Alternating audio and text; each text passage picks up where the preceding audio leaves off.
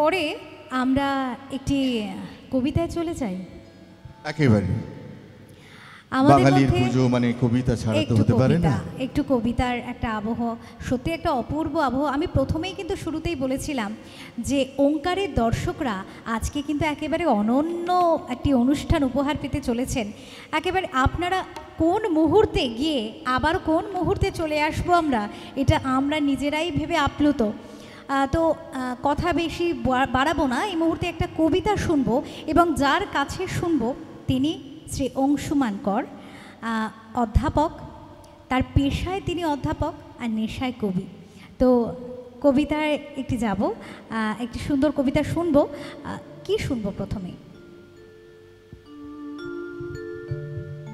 ধন্যবাদ অপরূপা, সকলকে মহাষ্টমীর শুভেচ্ছা। কি শুনবো আসলে আরেকটা কথা, নেশায় কবি এই কথাটা কিন্তু সব কবিরা আপত্তি জানাবেন। তাই? হ্যাঁ একদম। কেন? মানে যারা দীর্ঘদিন ধরে কবিতা লিখি আমরা, বেশ, তাদের কাছে এটা জীবন, নেশা নয়। আচ্ছা, না অ্যাকচুয়ালি কিন্তু নেশা শব্দটাই এই কারণেই, নেশা যারা করেন, এক একটা মানুষের তো এক এক রকম নেশা থাকে, তারা কিন্তু নেশা ছাড়া বাঁচতে পারেন না। যেমন কবিরা কবিতা কোথাও একটা ছাড়া তফাৎ আছে, মাদকতা, কোথাও একটা তফাৎ আছে। ওই একেবারে। মাদকতা শুধু মাদকতা নয়, শুধু মাদকতা নয়, এটা একটা নিঃশ্বাস নেওয়ার মতো ব্যাপার। একেবারে শিরায় শিরায় হ্যাঁ, নিঃশ্বাস প্রবাহিত। নেওয়ার মতো ব্যাপার। বেশ, আমরা সেই কবিতার সেই এত ভালোবাসার জায়গা থেকে কোন কবিতা শুনতে চাইছি? আমি মানে যে এখন কবিতাটা পাবো। পড়ছি, আমার এটা বছর দুয়েক আগে বোধহয় লিখেছিলাম। একটা খুব গুরুত্বপূর্ণ বিষয় যেটা আমরা সকলেই জানি, যে হিন্দুদের কাছে এবং বাঙালিদের কাছে সমস্ত দেবদেবীরাই একদিক থেকে আমাদের উপাস্য, আমরা তাদেরকে বেদির উপরে স্থাপন করে পুজো করি। আবার তারা আমাদের ঘরের মানুষ, তাদের সঙ্গে একটু হাসি ঠাট্টা করা যায়, মজা করা যায়। তাদের কাছে আমরা যেমন নিজেদের সমর্পণ করি, আমরা যেমন উত্তরণের পথ খুঁজি, তেমন তাদের আবার রক্ষা করতেও চাই, যে তারা ভালো থাকুক। এ এক অদ্ভুত, আমি জানি না অন্য কোনো ধর্মে ঠিক দেবতাদের সঙ্গে, দেবীদের সঙ্গে মানুষের এই অদ্ভুত সম্পর্ক আছে একেবারে কিনা। একেবারে অংশুমান যেটা বললো, আমরা দেবী দুর্গাকে জানি যেন আমাদের পরিবারের কেউ এলেন একদম। এই পুজোয় একদম। তার সন্তান নিয়ে, এবং একদম। তিনি এলেন এবং বাপের আমাদের বাড়ি যে থেকে। আগমনী গান, আমি জানি না আগমনী গান হয়তো শুনবো আজকে আমরা, তাতেও তো তাই, মূলত তাই, যে উমা বাড়ি ফিরছেন। তো আমি সেরকম একটা কবিতা লিখেছিলাম এই কারণে যে এই সময়টাকে ছুঁয়ে গোটা দেশ জুড়েই নারীদের নিরাপত্তা, এবং সবাই কাজে বেরোচ্ছে, স্কুলে যাচ্ছে, কলেজে যাচ্ছে, ঠিকঠাক ফিরবে কি না বাড়িতে দিনের শেষে সন্ধ্যাবেলা, তা নিয়ে বিশেষ করে মায়েদের একটা খুব বড় উৎকণ্ঠা থাকে। তো সেটাকে আমি এই দুর্গাপুজোয় উমার বাড়ি আসার সঙ্গে মিলিয়ে দিয়েছিলাম বছর 2-3 আগে লেখা একটা কবিতায়। সেটাই প্রথমে পড়ি, পরে আমরা নয় অন্য কবিতায় যেতে পারি। অন্য কবিতা, এই কবিতাটার নাম মা। বারবার ঘর বার করছেন মা। খালপাড়ের রাস্তার বাঁক ঘুরলেই দেখা যায় যে কোনো আগন্তুককে। মাথায় উঠোনে এসে দাঁড়াচ্ছেন বারবার, যদি দেখা যায় মেয়েটাকে।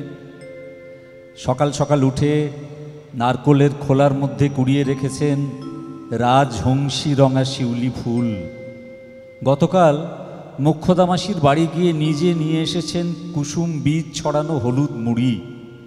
হাসান চাচা একটু আগে দিয়ে গেছে নারকোল, বিকেলে নাড়ু বানানো হবে, গুড়ের সঙ্গে মিশে থাকবে স্নেহ।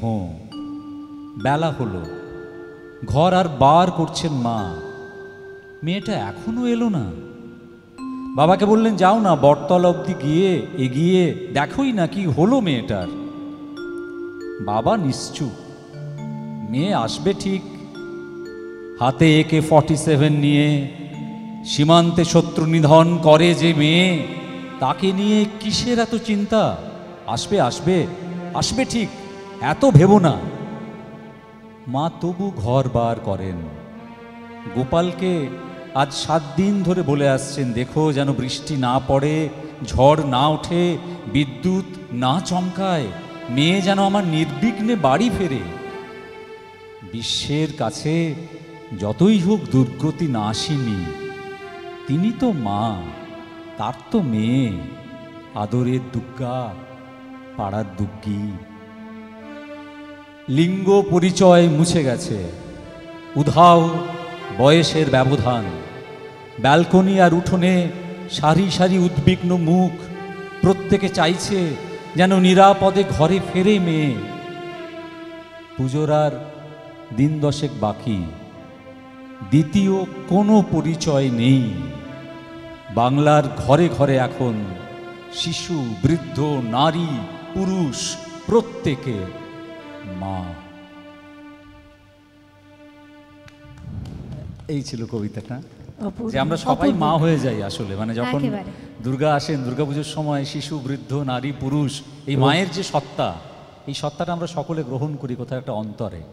একটা সেটাই- কথা আমি বলি হ্যাঁ, অংশুমানদার কৌশিক, কথার নিশ্চয়ই। রেস ধরে, যে দুর্গাপুজোর পরে যখন বিজয়া দশমী হয় তারপরে কিন্তু আমরা কাঁদি, আমাদের চোখে জল আসে। এই যে কন্যা বিদায়ের বিদায়ের যে তীব্র একদম, একটা আবেগ, একদম। সেটা কিন্তু আমাদের এবং মধ্যে সেটা কিন্তু তীব্রভাবে লিঙ্গ কাজ করে। নিরপেক্ষ। লিঙ্গ যেটা খুব নিরপেক্ষ, বড় কথা, একদম, সেটা হচ্ছে একদম। যে মাতৃ সত্তা, এটা একদম। পুরুষের মধ্যেও জেগে ওঠে দুর্গাপুজোকে কেন্দ্র করে। একেবারে যেটা একেবারে খুব বড় ওই বিষয় জন্যই একটা। ওই জন্যই আমরা দেখি যে তারা একেবারে প্রায় বলা যেতে পারে মাস 6 আগে থেকে একেবারে পুজোর যে মানে ঘরের মেয়ে আসবে, তাদের মধ্যে একটা সেই সত্তাটা কিন্তু থাকে। তবে শুধু মাতৃসত্তা বলবো না, পিতৃসত্তাও বলবো।